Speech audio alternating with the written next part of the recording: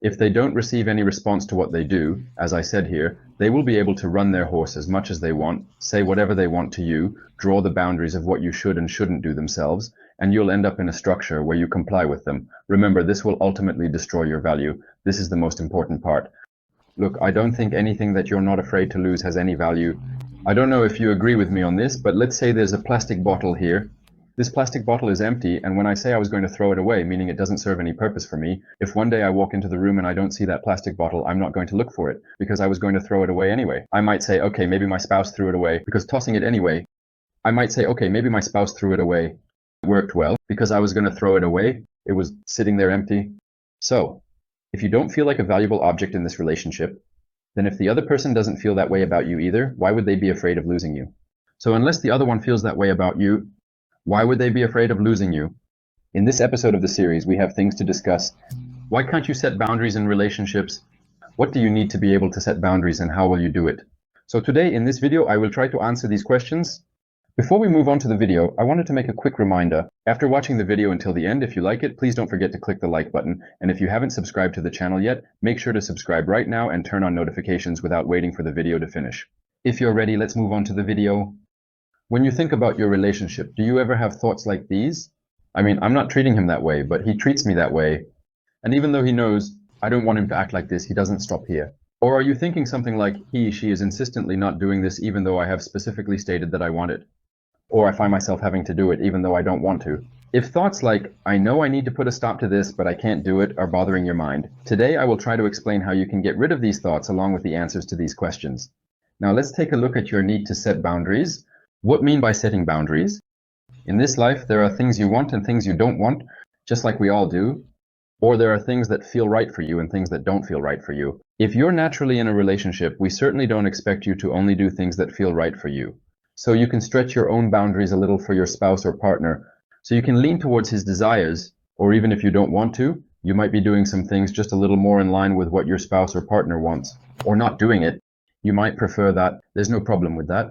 But especially these red lines that we talk about, I mean, there are things that I absolutely do not want to do, and they really bother me. Or I specifically want to do this within this relationship. When we ask, why are you preventing this? And you find yourself facing obstacles with no reason to stop it. And if you can't seem to put a stop to facing them, then there's a problem. And healthy individuals, when they encounter such a problem, they talk about it. If they can fix it, they do. If they can't, they... And healthy adult individuals, when they encounter such a problem, they talk about it. If they can fix this place, they fix it. If they can't, they fix it. They think about how they will spend the rest of their lives. Think of it this way. Let's say being cheated on is a red line for you. You might say, I don't want to continue a relationship where I'm being cheated on. Doesn't that make perfect sense? But if you're being cheated on repeatedly, then I have a question here. Wait a minute. I'm trying to explain to him that this shouldn't be happening or that a relationship shouldn't be lived this way. I mean, I don't want to live like this, but this is still going on. So now I need to put a stop to this. So what happens if it doesn't stop? That's where you need to figure out what to do if a boundary is drawn and it doesn't stop. There could be a situation of separation, or there could be another cost to pay, etc. You need to question what should be happening here. This doesn't only apply to serious situations like cheating. In this life, there can be various things, big or small, that you want or don't want. As I said, having a belief like, I absolutely won't do what I don't want, and I will definitely do what I want, will lead us towards narcissism. So if you remember from previous videos, we mentioned a level of flexibility. If you are like glass and never bend, then when you try to bend, you will break. So if you remember, in previous videos, we mentioned a level of flexibility. So if you are like glass and never bend, then when you try to bend, you will break. Of course, we don't want such a relationship, or we don't want you to become something that can be bent and twisted too much. What we want is a consistency like that of a credit card. You can always bend a little, you can be flexible. You can focus on their desires, just like your partner is focusing on your desires. But we won't be completely rigid, nor will we completely conform to what they want. So why can't you set boundaries, for example? Think about it this way. I will give you a few answers to this. Let's see if these sound familiar to you. Is it coming? Now, I want you to look at this picture from a broader perspective. So could one of the things that come to your mind when you look at this be, so if I set a boundary in some way, they might not want to stay here. In this relationship, so at that point, a concern and anxiety related to abandonment arises. So setting a boundary here means doing what I want to do if I'm going to face a punishment, and that punishment will somehow be abandonment. If this is going to end, and I don't know how to do it alone in this life. Or, when you're about to establish a relationship with someone else, if this feels much more costly and burdensome to me, then it's because you're afraid of being abandoned here. So unfortunately, you can't set these boundaries because you've become dependent Another reason could be that you might be afraid of punishment. So, you can indeed think of being abandoned as a kind of punishment. But you also don't want to go to a place where you're not abandoned, but you're constantly living in torment. That's quite reasonable. So where does this idea of punishment come from? For example, think about that fantasy. What can you do when you're being punished? So, will you experience violence, or will you be subjected to emotional or some other form of violence, for example? I would like you to think about this place when we talk about those solutions a little later.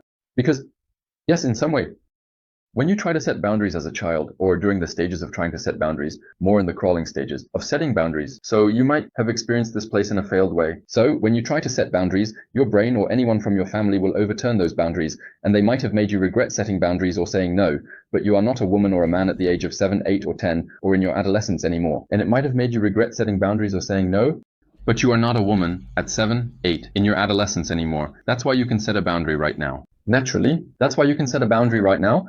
They might also be trying to punish you, but in this, your own ego strength, as we call it, just a minute. You can't treat me this way, and I know what you can or can't do to me. Or at worst, if necessary, I can treat you this way too. So if you're threatening me by saying you're going to leave the relationship, then I might just leave too. Because you might say that my desires or dislikes come to light or don't come to light. Now think, at 8, 9, or 10, you didn't have the luxury to leave at 15, you couldn't walk away. So right now you have legs, and if you're in a place where it hurts, you can walk away from there. Or you too. I assume that your vocabulary has now become relatively equal to that of the person in front of you. Or, when looking at those cultural teachings and customs, responding to an elder might not suit you very well. While you were learning like this, you can say a few things to the other person to protect yourself right now. The other side may not get this, that's a different matter. Or thirdly, a theme of failure might also be accompanying you here. Considering this relationship is going to end, will end 3 or 5 word relation. It could be a relationship or marriage, and when this relationship ends, you might also have thoughts about what others will say about you. Isn't it? So she couldn't succeed, she ended it. This is especially more applicable for married women, for example, especially if it's your second or third marriage, then setting boundaries becomes a bit more difficult. Because when you set boundaries, if you've been left or if you get left, it will be interpreted as a more serious failure. And this part becomes even more complicated if you have wounds from before, or if your family has told you that you couldn't achieve something or couldn't maintain something. They might have said things like, "See, I told you, you're at fault." This reinforces that feeling and makes it even harder to set boundaries, and so on. Accusations. If it's constantly spinning in the back of your mind, then you won't feel like you have the strength to comfortably set your boundaries. So when you think about it, you're going to feel threatened in some way because you're afraid of losing that person, and you'll have to live your life alone. Are you afraid of this? Are you afraid that he will inflict emotional, physical, or verbal violence on you? Or economically? In the third part, if you set a boundary here and the relationship goes in a direction you don't want, like heading towards a breakup, then you'll end up feeling more unsuccessful after that separation. And in the eyes of other people, you end up in a more guilty and blameworthy position. If you're thinking about your future, so the very basic reason why you can't set boundaries here is this. So how are we going to address these issues then? Let's talk about these things too. Actually, let me give you some extra information before we start this discussion. For example, why are we setting boundaries? So you can act completely according to what the other person wants. This is one. There's no harm in that, not theoretically, right? Life seems perfect, avoiding things you shouldn't do. If you say, "I want this," and someone says, "No, you can't," and you agree, you accommodate too much. Some behave this way. You're acting this way because a submissive schema is activated. If this relationship can continue, some of us behave this way too. Your behavior is due to a submissive schema. Asking about it triggers it. If saying, "I don't want to do this," makes you fear losing love, you might over-accommodate losing yourself. So if, in this life, when you say, "Wait a minute, I don't want to do this," you think you won't be loved, then ultimately, if I can't live in this life without love, that's a strange statement. If I think I can't live without love, then I end up accommodating too much to not lose the other person's love and giving up parts of myself. It can lead to a place where it turns into a submissive part that goes beyond mere compliance. Now think of setting boundaries this way. The biggest advantage is that if you set boundaries, you will somehow become valuable. It's like you wouldn't let anyone touch your nose, or if your nose fell to the ground, you wouldn't bend down to pick it up. I'm not talking about something like that or whatever, but just think about it this way. If you have someone who does everything you say, who doesn't do what you tell them not to do, and who does what you tell them to do, then you have no risk of losing them. In that case, you can run wild, as you please. Enduring acceptance. So no matter what you do, if there's someone in your life who will endure, accept and not raise their voice, it leads to mistreatment. Like when you set boundaries. No matter what, I'll stay. Just like the treatment you receive when you set boundaries right now. So no matter what you do to me, I will still stay in this relationship. A famous time I cannot leave you, don't worry. Here I am, weaker and more intimidated. I can just subtly stay here, and you can tell me what I should or shouldn't do. If you want me to live the life you're talking about, Of course, the other side will tell you what kind of life you should live here. But will this be your life? Of course not. So now, think about matching with such a narcissistic partner. So, the narcissistic partner has no fear of losing you in any way, or it seems like they have no fear, and you can't treat them the way you want. There are very clear boundaries, and when you try to cross these boundaries, you receive a very serious response. I'm not saying you should be that harsh, of course, but if you don't respond to what they do to you, they can run wild, saying and dictating anything to you. They set boundaries, and you comply.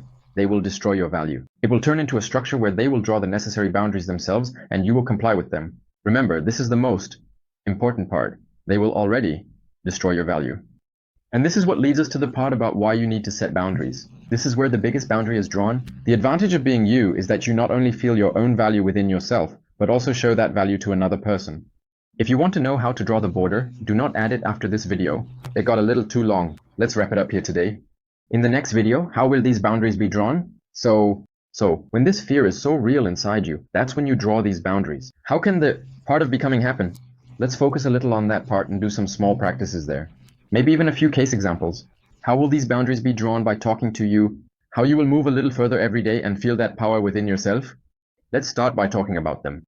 Yes, thank you for watching. If you liked it, don't forget to hit the like button. If you haven't subscribed to the channel yet, don't forget to subscribe and turn on notifications. Please. See you later.